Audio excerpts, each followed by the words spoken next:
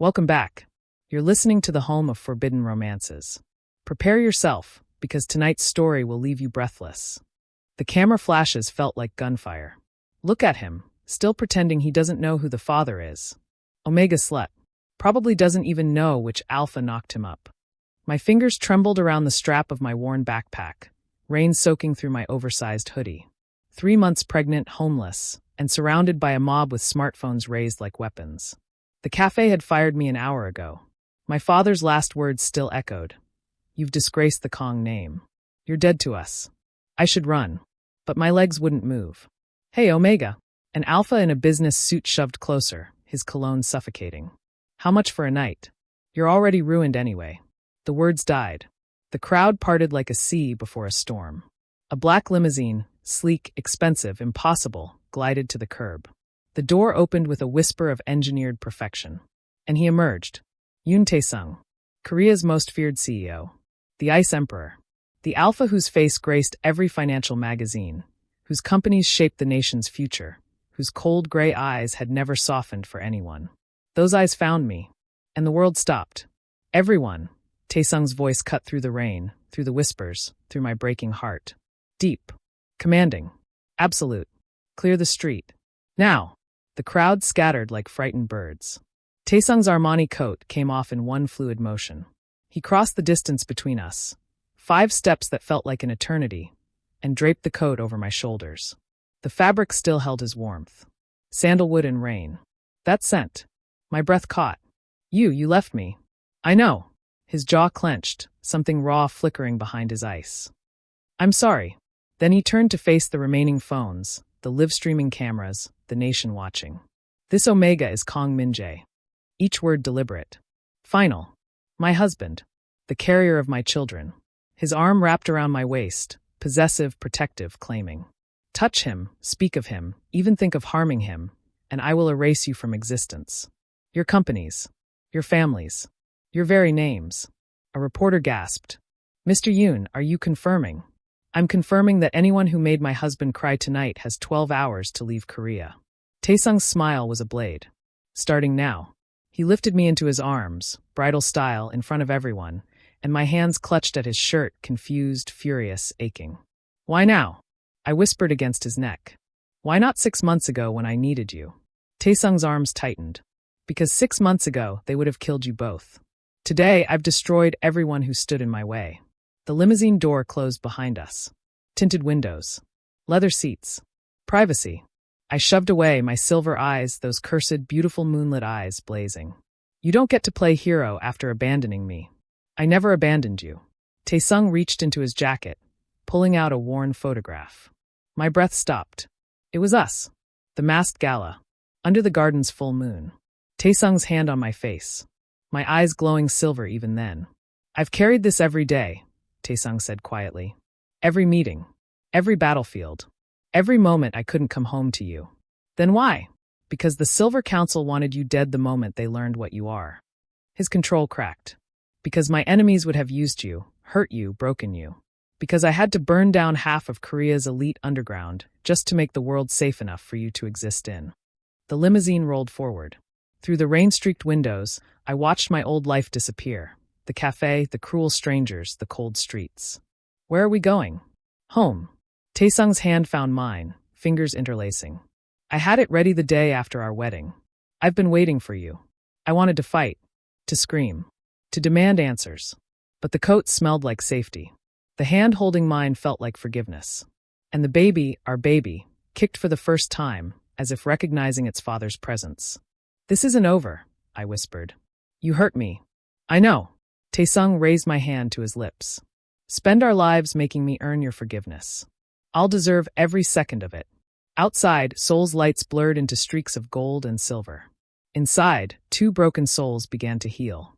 And somewhere in the shadows, those who feared the moonlit Omega's power were already planning their next move.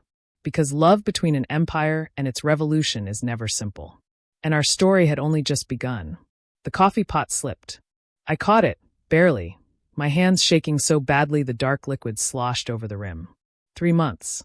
I'd hidden it for 3 months beneath baggy hoodies and doubled up suppressant doses that made my head swim and my stomach revolt. Excuse me? The alpha customer leaned over the counter, nose wrinkling. Do you smell that? My blood turned to ice. No, not now. Not here. It's just, his eyes widened. Oh my God, are you in heat? There's an Omega working here. The cafe went silent. Every head turned. I felt my suppressants failing in real time, my scent bleeding through. Honey and night-blooming flowers, distinctly Omega, distinctly mine.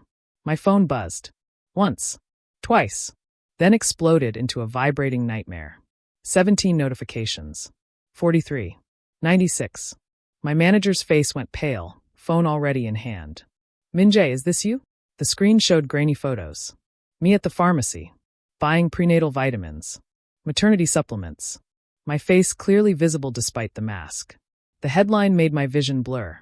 Mystery Omega's bastard baby. Who's the father? Get out. My manager's voice cut like glass. You're fired. I can't have this kind of scandal. I didn't remember leaving. One moment I stood behind the counter. The next I was on the sidewalk, my apron still clutched in numb fingers. My phone wouldn't stop ringing. I answered without thinking. Father. Don't. The word was a slap. Don't call me that. You are no son of mine. The Kong name has stood unblemished for 200 years. We built our reputation on honor, on dignity. And you, his voice cracked with disgust. You spread your legs for some anonymous alpha and now dare to carry his bastard? It wasn't like that. I don't care what it was like. You're dead to us. Your mother is in tears. Your siblings are humiliated. We will weather this scandal, but you? You're nothing now. Less than nothing. The line went dead. I stood there, phone pressed to my ear, waiting for something. An apology. A do-over. A sign that this was all a nightmare. Instead, the sky opened up. Rain poured down in sheets, soaking through my hoodie within seconds. I started walking, no destination, just movement. Away from the cafe. Away from the staring faces. Away from everything. My apartment building loomed ahead. Home. I could go home, lock the door, figure out what to do next. But there were people in front of my building. A crowd. Phones raised. My belongings lay scattered on the wet pavement. Clothes. Books. My coffee-stained pillow. Everything I owned, thrown from the third-floor window like garbage. My landlord stood in the doorway, arms crossed. Lease violation.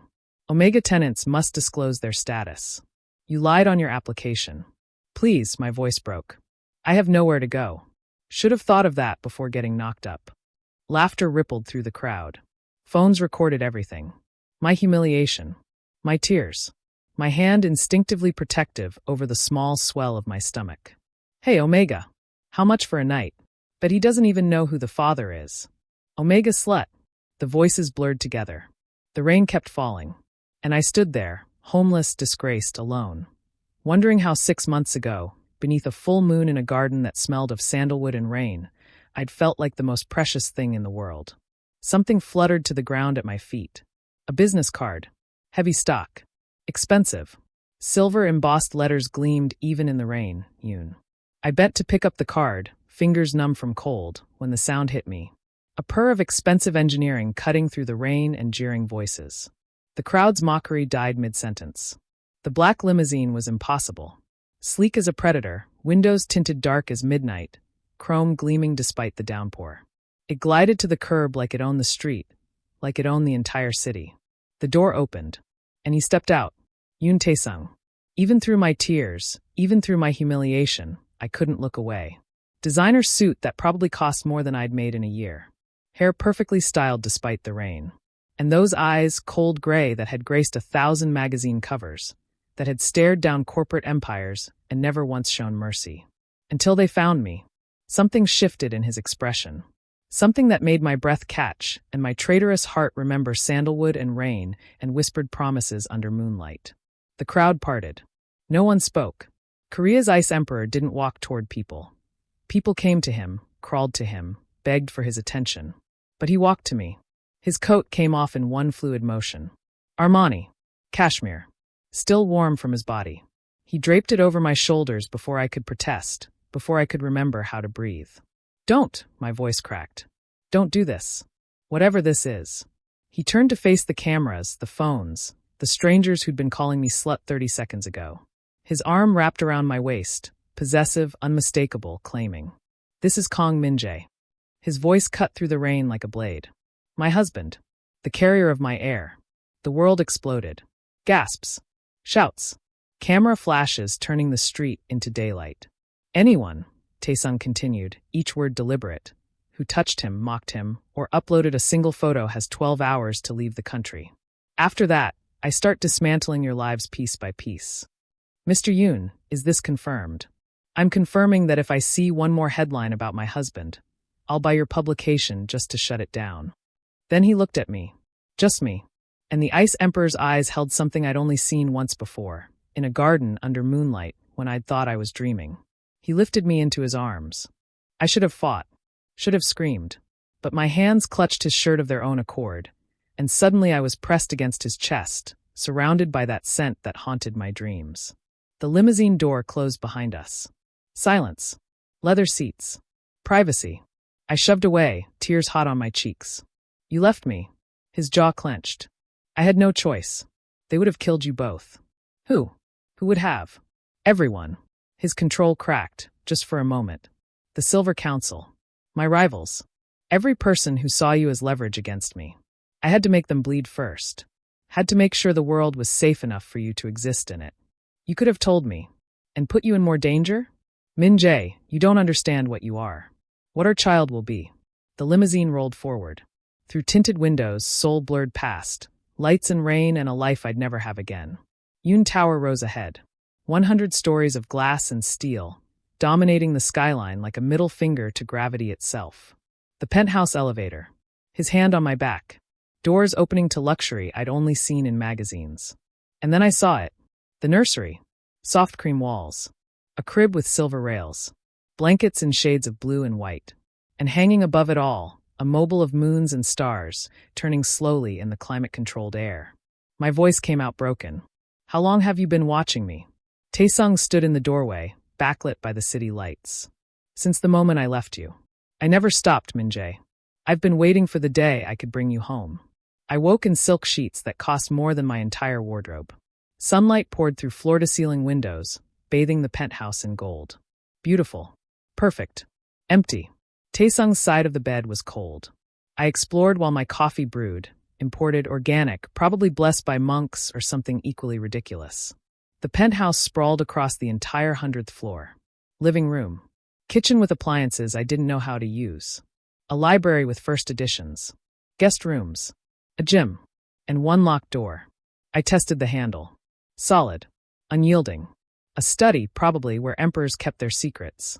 Mr. Kong. I jumped. A woman stood in the hallway, immaculate suit, tablet in hand, expression professionally blank. Secretary Choi. She introduced herself with a slight bow. Mr. Yoon asked me to brief you on household protocols. Protocols. Like I was a new appliance. She led me to the living room, her heels clicking on marble. For your safety, you cannot leave the penthouse without security detail. Mr. Yoon has assigned a team of 4 guards. I don't need guards, who will accompany you whenever you exit. Additionally, please refrain from contacting anyone from your previous life. The media situation is volatile, and we can't risk. You mean I'm a prisoner? Her expression didn't change. You're protected. There's a difference. She handed me a phone. Preloaded with approved contacts. Mr. Yoon. Myself. Medical team. Emergency services. Discretion is paramount, Mr. Kong. I stared at the device. My entire world, reduced to 5 numbers. Dinner was worse. Tae-sung sat across from me at a table meant for 12, eyes fixed on his tablet. Course after course appeared, prepared by a chef I never saw, and disappeared mostly untouched. Did you claim me just to lock me away? The words burst out before I could stop them. His fingers stilled on the screen. I claimed you to keep you alive. This isn't living. This is existing in a gilded cage while you ignore me. I'm not ignoring you. I'm working to ensure that I'm safe. I know. I stood, chair scraping against marble. But you left me for 6 months, Tae-sung. You don't get to play savior now and expect gratitude. I made it 3 steps before his hand caught my wrist. Gentle. Desperate. Please. His voice cracked. Just stay. He sank to his knees in front of me. Yoon Tae-sung, Korea's Ice Emperor, the alpha who'd built an empire on ruthlessness, kneeling on his own floor. His forehead pressed against the small swell of my stomach, his hands spanning my hips. "I've dreamed of this moment for 194 days, he whispered. "Every morning I woke up without you. Every night I couldn't hold you. I counted every single one." My anger wavered. My fingers found his hair of their own accord. "Then why does this feel like a prison?" "Because I don't know how to do this." He looked up, and his eyes held something raw. "I know boardrooms and hostile takeovers. I know how to destroy enemies and build empires. But keeping you happy? Keeping you safe without suffocating you? I'm terrified I'll fail." The news broke during dessert. Dessert we actually ate together, sitting close enough to touch. My phone buzzed with an alert. 3 tabloids had filed for bankruptcy. Simultaneously. The ones that published my photos. Tae-sung sipped his wine like he'd just commented on the weather. Later, I couldn't sleep. The penthouse felt too big, too quiet. I wandered to the nursery, running my fingers over the crib's silver rails. That's when I saw it, a tiny red light blinking in the corner. Then another. And another. Cameras. Hidden throughout the penthouse. Watching. Recording. My phone buzzed. Unknown number. "The Silver Council is watching. Your child is the key to everything. Don't trust Yoon Tae-sung. A friend." I stared at the message, my reflection ghostly in the darkened window. Behind me, the cameras blinked like malevolent stars. And I wondered which was more dangerous, the enemies outside these walls, or the alpha who'd built them around me. The lock on Tae-sung's study took me 17 minutes to crack.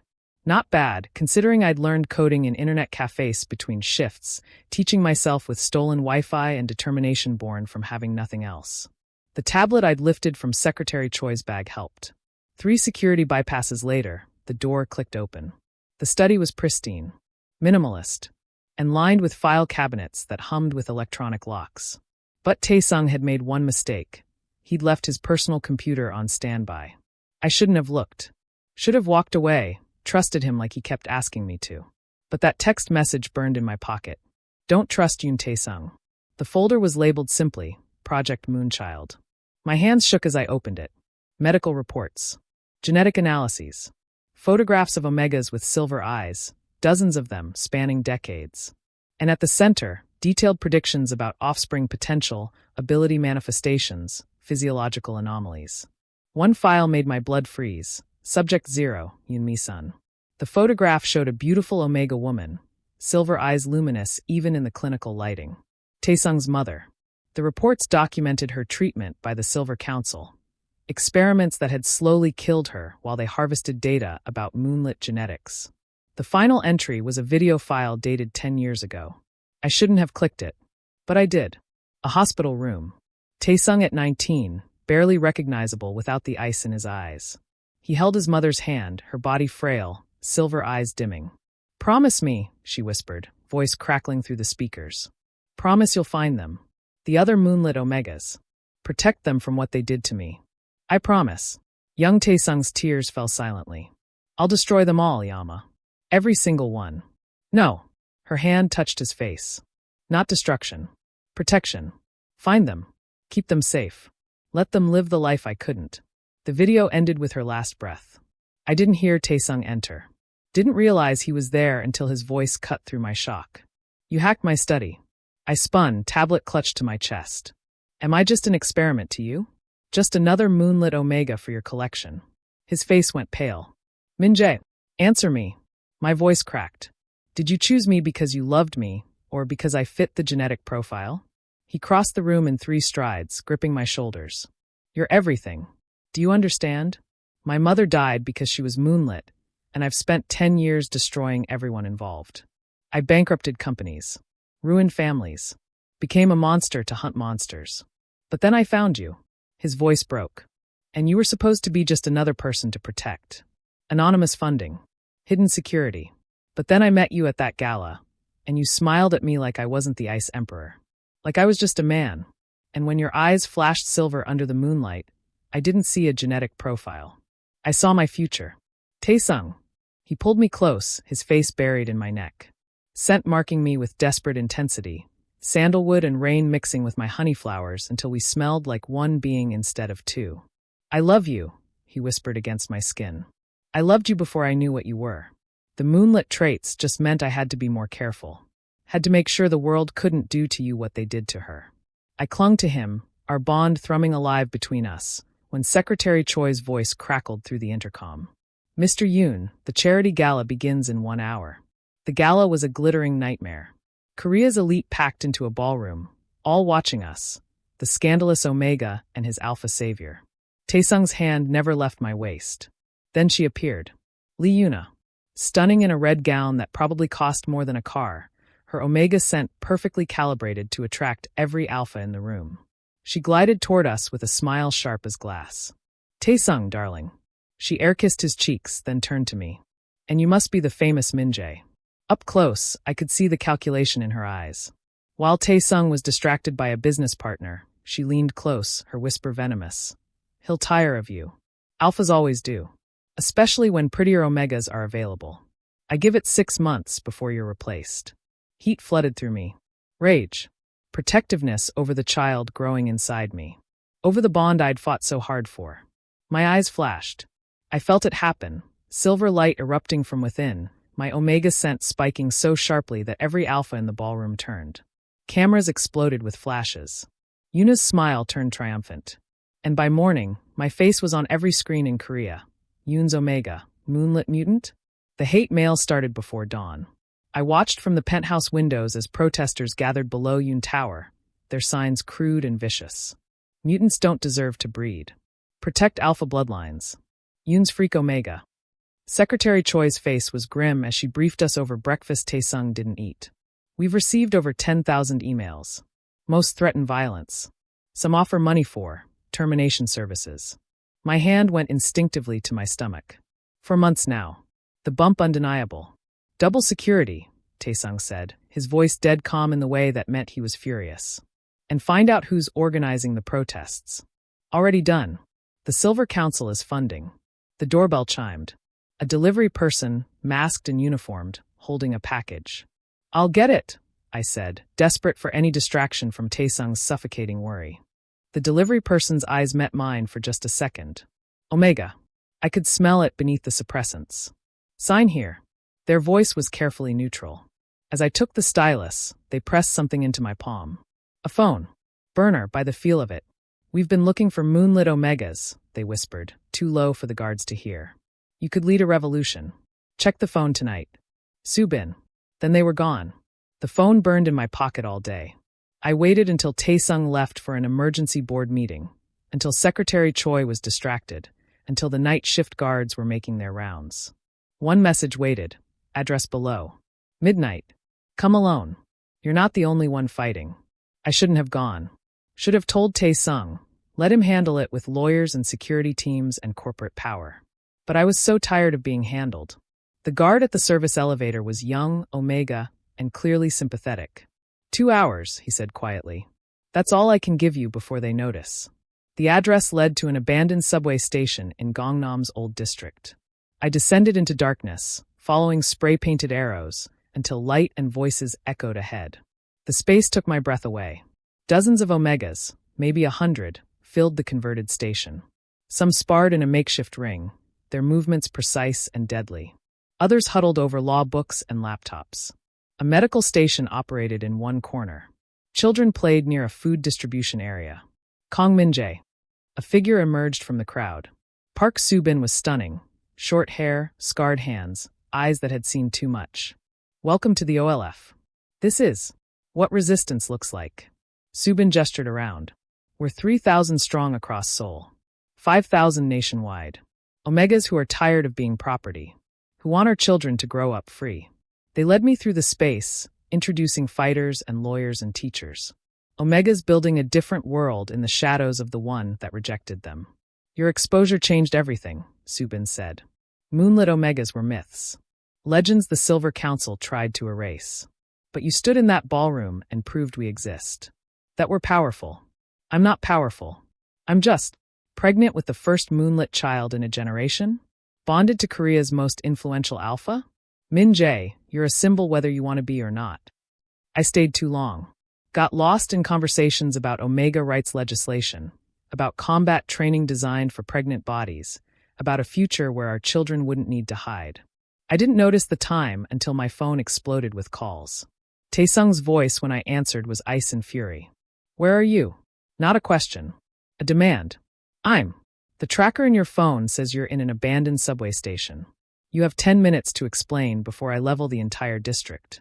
I made it back to the penthouse in 8. The living room was destroyed. Furniture overturned. A tablet shattered against the wall. Tae-sung stood in the center of the wreckage, his alpha pheromones so thick the air tasted like ozone before a storm. You left. His voice shook. You snuck out, dismissed your guards, and went to meet strangers while carrying our child. I'm not your possession. You're carrying my child in a world that wants you dead. He closed the distance between us, gripping my shoulders. Do you understand what would have happened if they'd found you? The Silver Council has people everywhere. So does the OLF. I met Omegas who are fighting, Tae-sung, who aren't hiding in penthouses while the world burns.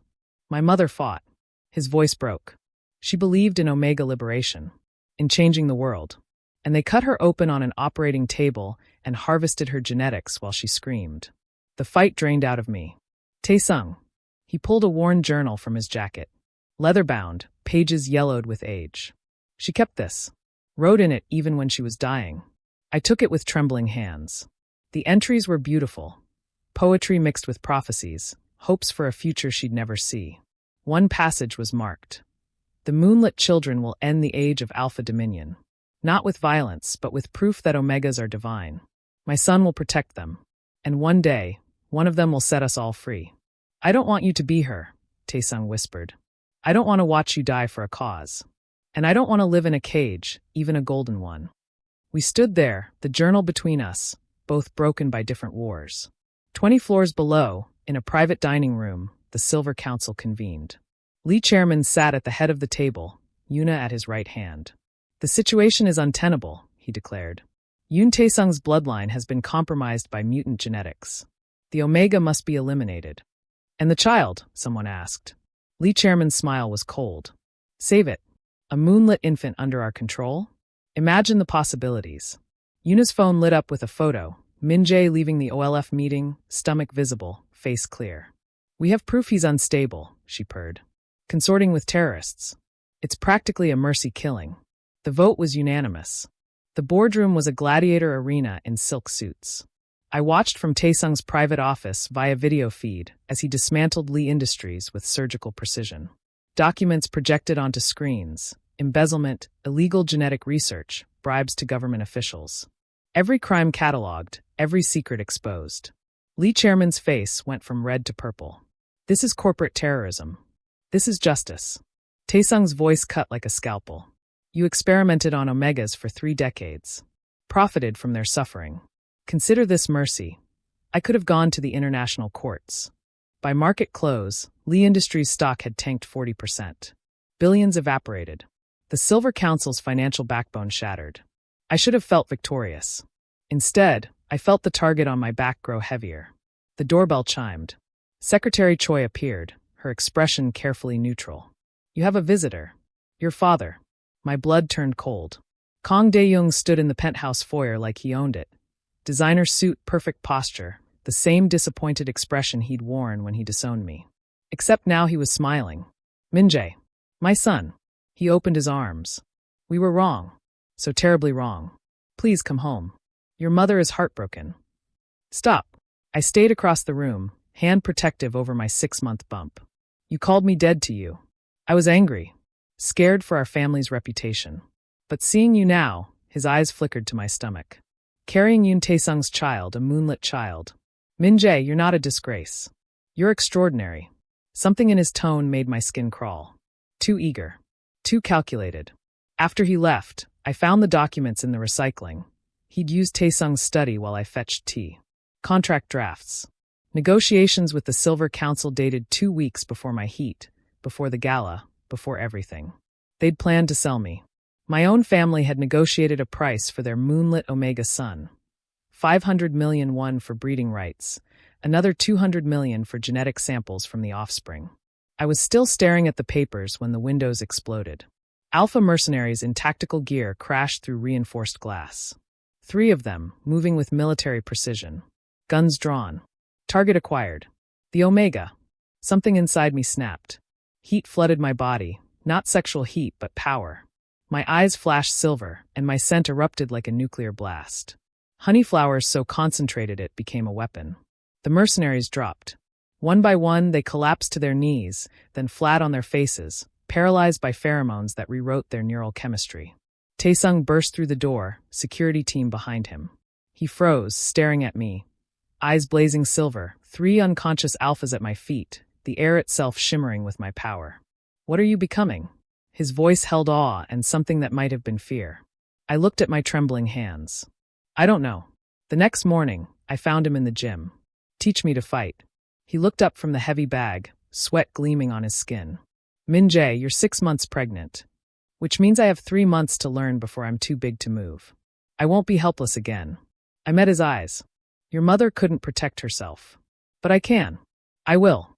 Something shifted in his expression. Pride, maybe. Or recognition. Okay, but we do this smart. He modified everything for my condition. Balance exercises instead of sparring, weapon handling from stable positions, escape techniques that accounted for my center of gravity. Between sessions, he taught me to control my pheromone bursts, to weaponize my omega nature instead of suppressing it. You're not weak because you're omega, he said, hands steadying my aim with a practice gun. You're dangerous because alphas underestimate you. 2 weeks of training. 2 weeks of growing stronger, more confident. Then Tae-sung's phone lit up with a video message. Secretary Choi, bound to a chair, blood trickling from her split lip. Yuna's voice purred from off-screen. She's been so helpful, your little secretary. But I'm afraid her usefulness is expiring. The camera panned to Yuna, holding bolt cutters. You're Omega for my hostage. Midnight. Han River Bridge. Come alone, Tae-sung. Or I start removing fingers.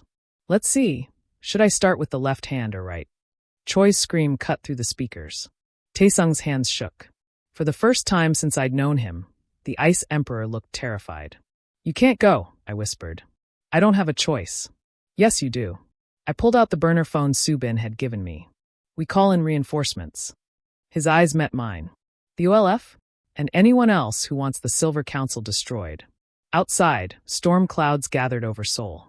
At the Han River Bridge, Yuna checked her watch and smiled. She had no idea what was coming. I arrived at Han River Bridge 30 minutes before Tae-sung. Subin crouched beside me in the shadows beneath the overpass. 20 OLF fighters positioned around the bridge's support structures. You're sure about this? No. I checked the vest they'd given me, lightweight Kevlar modified for my pregnant belly. But I'm doing it anyway. Tae-sung's motorcade appeared at 11:47. He emerged alone as instructed, the bridge lights casting his shadow long across the pavement. Yuna waited at the center, Secretary Choi bound and bleeding at her feet. Right on time, Yuna called. How predictable. Let her go. Tae-sung's voice carried across the water. This is between us. No. Yuna's smile was venom. This is about your Omega. Where is he, by the way? Cowering in your penthouse. Right here. I stepped into the light. Yuna's face twisted with rage as OLF members emerged from every shadow. The riverbanks, the support beams, the abandoned cars positioned as cover. You brought an army? Yuna shrieked. You thought I wouldn't? I moved forward, Subin flanking me. You threatened someone I care about. Did you really think I'd let Tae-sung walk into your trap alone? That's when the Silver Council's mercenaries appeared. Dozens of them, flooding onto the bridge from both ends. Lee Chairman emerged from a black SUV, gun already drawn. Kill them all, he ordered. Except the Omega. We need him alive. The bridge exploded into chaos. Tae-sung's security team engaged the mercenaries from the south. OLF fighters attacked from hidden positions. Gunfire cracked across the water. I pressed against a concrete barrier, heart pounding, hands protective over my stomach. Yuna grabbed me from behind, gun cold against my temple. He was mine. Her voice cracked, raw with desperation. We were perfect, Alpha and Omega from the right families, beautiful, powerful. Then you, a defective mutant Omega, stole everything. He was never yours, I said quietly. He chose me. Because you're a freak.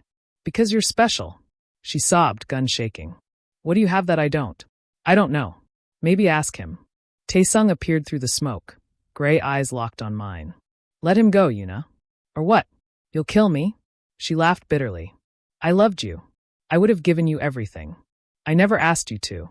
Her finger tightened on the trigger, and something inside me erupted. My moonlit power surged like a tidal wave. Silver light blazed from my eyes, my scent flooding the bridge so potently the air itself seemed to crystallize. Every alpha on the bridge, mercenaries, security, fighters, collapsed to their knees. Every alpha except Tae-sung. He stood firm, our mate bond shielding him, his eyes wide with awe as I turned to face Yuna. She dropped the gun, gasping, her Omega biology submitting to something older and more powerful than the Silver Council's engineered hierarchies. "You want to know what I have that you don't?" I whispered. I stopped trying to be what alphas wanted. I became what I needed to be. Lee Chairman raised his gun with shaking hands. Mutant freak. The shot rang out. But Tae-sung moved faster. He threw himself between us, his body taking the bullet meant for my heart. No! He collapsed into my arms, blood spreading across his white shirt. So much blood. His face had gone pale, his breathing shallow. Tae-sung, stay with me. My hands pressed against the wound, trying to stop the bleeding. You can't. You don't get to die. Protect our child. His hand found mine, slick with blood. Promise me. I promise, but you're not dying, do you hear me? You're not. My scream tore across the bridge. Silver light exploded from me, so bright it painted the Han River itself in shades of moonlight. The water began to glow, reflecting my power back until the entire bridge was bathed in luminescence. Sirens wailed in the distance. The mercenaries fled. Lee Chairman was dragged away by his own people, leaving Yuna sobbing on the pavement. I held Tae-sung, his blood warm on my hands, his heartbeat fading beneath my palm. Stay with me, I whispered. Please. I can't do this without you. Then pain, sharp and sudden, ripped through my abdomen. I looked down.